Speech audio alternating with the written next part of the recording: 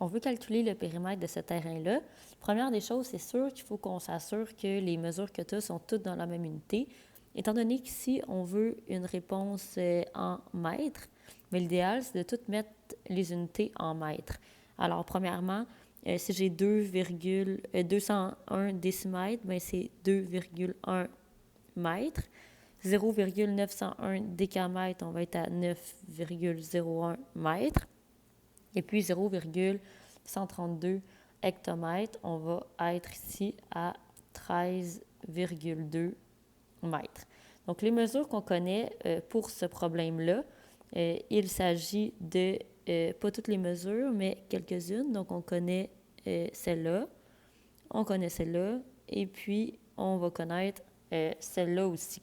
Alors, la mesure qui nous manque, ça va être, bien, il y en a deux, mais il y en a une qu'on peut trouver comme assez facilement, ici, qui va être la même mesure que l'autre côté.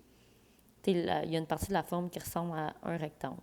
Alors, si on bâtit tranquillement la chaîne d'opération, bien, à date, ce que j'ai en jaune, bien, on va devoir faire 9,01 fois 2 et on va devoir additionner 20,1 et on va devoir additionner 13,2.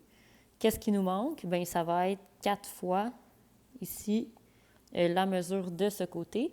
Étant donné que les petites lignes sur les côtés, bien, c'est 4 fois la même mesure. Donc, le défi dans ce problème-là, c'est de trouver cette petite mesure-là. Alors, pour la trouver, une astuce, ça va être de faire comme si la forme était un rectangle. Donc, c'est souvent ça qui va nous permettre. Donc, je vais monter ici ce petit côté, comme je le montre là, comme pour former un rectangle.